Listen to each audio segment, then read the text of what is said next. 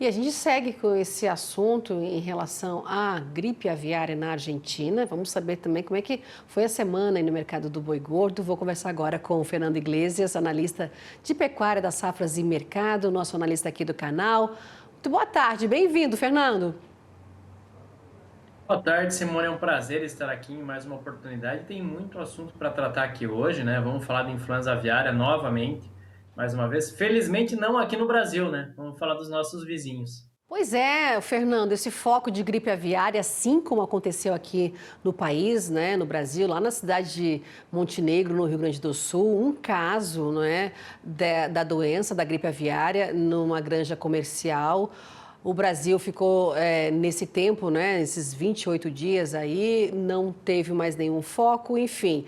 Agora a Argentina parou de exportar pela mesma situação aí, né? Esse foco rondando por lá, nessa granja comercial. A gente viu na reportagem da Márcia Carmo falando em relação à China, né? Depois de 2 anos que a China não estava comprando a carne de frango argentina, agora com essa situação provavelmente já deve ter colocado aí esse entrave, não vai comprar mais a carne argentina nesse período até as investigações elas concluírem em relação à sanidade no país. Mas eu te pergunto, como é que fica o Brasil? Pode aproveitar algum espaço aí nessa interrupção das vendas argentinas?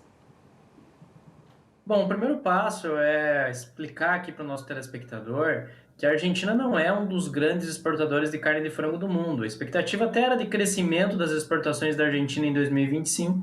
Ali, de acordo com dados do USDA, era aguardado ali um embarque de até 195 mil toneladas de carne de frango agora em 2025, 20 mil a mais que o ano passado. São números muito tímidos, muito discretos.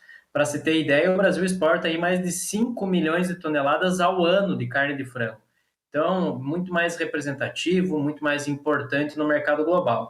O grande ponto aqui em relação à Argentina que nós precisamos ilustrar é que a resposta dos grandes compradores de carne de frango, exemplo da China, é similar à resposta que foi dada ao Brasil. A Argentina também deixou de exportar carne de frango para a China, também fechou o seu mercado. Da mesma forma que o Brasil segue impossibilitado ainda de exportar produtos avícolas com destino ao mercado chinês, o governo chinês ainda não se manifestou, ainda não deu um parecer de quando vai restabelecer esse fluxo de comércio. Então, o mais preocupante que nós temos aqui nesse momento, primeiro, é entender por que essa letargia chinesa para restabelecer as compras de carne de frango aqui do Brasil.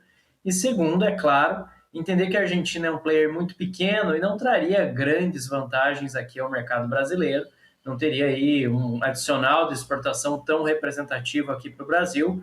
200 mil toneladas é algo que o Brasil não exporta assim em meio mês, em condições normais. Então, é pouquíssimo representativo mesmo.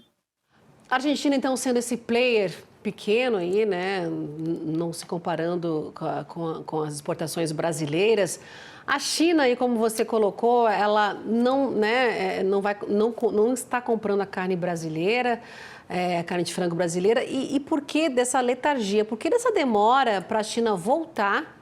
Assim como outros países que já estão fazendo, já fizeram. Mas, por exemplo, China e União Europeia ainda têm esse embargo. O que está acontecendo, Fernando?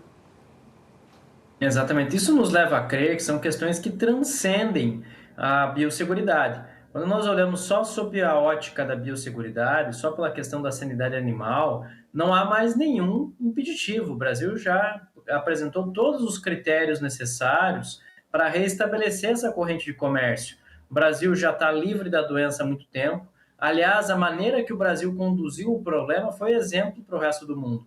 Tanto que nós tivemos apenas um foco isolado de influenza aviária de alta patogenicidade aqui em granjas comerciais, enquanto nós olhamos para a situação lá no hemisfério norte, para a União Europeia, para Estados Unidos, a mortandade de aves comerciais em função da doença foi muito maior.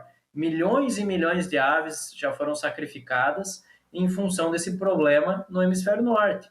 Aqui no Brasil, o rigor foi muito grande, o Brasil adotou todas as medidas à risca, eliminou o problema muito rapidamente, extirpou todas as aves ali da cadeia produtiva, então já era para ter voltado a exportar normalmente, já era para ter restabelecido essa corrente de comércio. O que nos leva a crer é que a China está adotando uma estratégia para tentar equilibrar seus preços domésticos de proteínas de origem animal, principalmente carne suína. Tivemos alguns desequilíbrios de mercado lá na China em função de grande quantidade de produto ofertado, e isso colocou uma rentabilidade relativamente baixa ali para a carne suína dentro do mercado chinês. Então, isso pode ser um artifício, sim, para ajustar, para enxugar o mercado interno e melhorar margens da sua suinocultura e do restante do setor. Para a União Europeia, pode ser aí uma questão de mercado, tentando baixar preços internacionais da carne de frango aqui do Brasil, porque do ponto de vista da biosseguridade, não há mais impeditivos. Vamos aguardar então a decisão de China e União Europeia para ver quando que eles vão voltar a comprar a carne de frango do Brasil. Enquanto a China aí, né, recuada, o Brasil com as exportações também nesse recuo, né, para a China, né? Na verdade, acaba impactando o nosso número geral, né?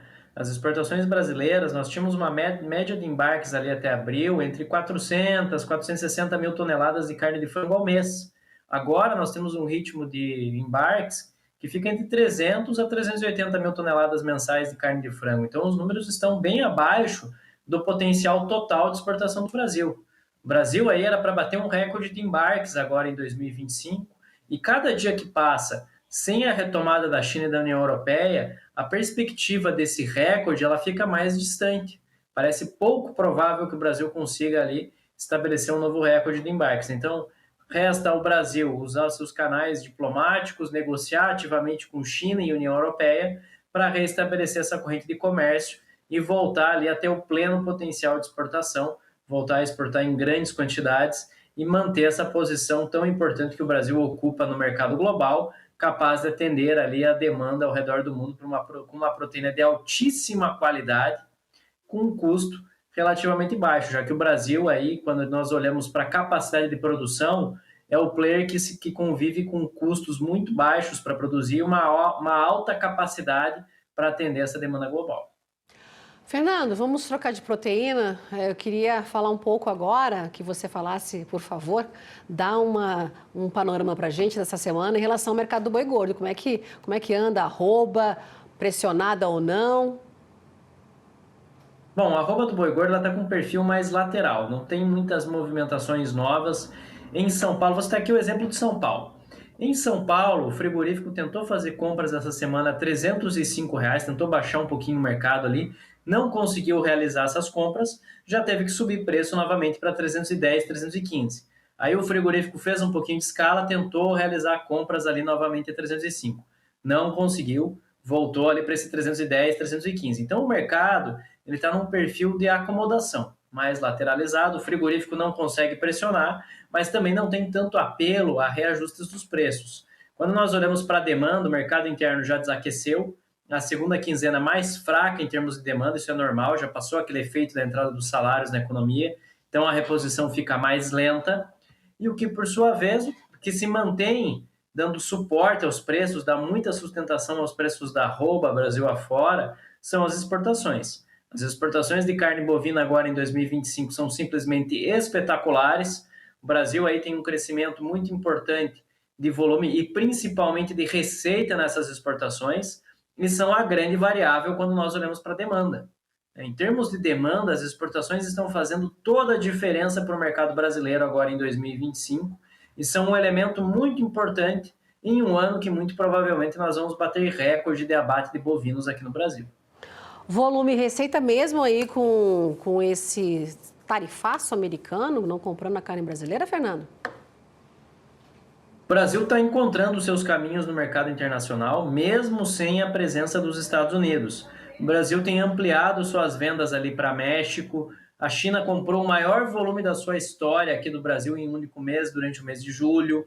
Nós estamos também vendo vendas crescentes para a União Europeia, para os países ali do Oriente Médio. Então, o Brasil ele tem uma diversificação de vendas que possibilita ele a mirar em vários mercados simultaneamente, coisa que não acontece com os nossos concorrentes. Austrália, Nova Zelândia, Uruguai e Argentina não têm essa capacidade de produção hoje para atacar várias frentes de demanda simultaneamente. Então é isso que motiva o Brasil a conseguir substituir ali a demanda norte-americana em outros mercados. Então o que o Brasil pode acabar perdendo um pouquinho é em preço, porque os Estados Unidos realmente remunera muito bem. Mas, de qualquer forma, em termos de volume, o Brasil vai conseguir exportar aí quantidades impressionantes nesse restante de 2025. O potencial é imenso e seguimos a torcida ali pela abertura do mercado japonês pela carne bovina do Brasil. Tivemos mais uma missão ali visitando o Japão nessa semana. Talvez tenhamos boas notícias aí nos próximos dias.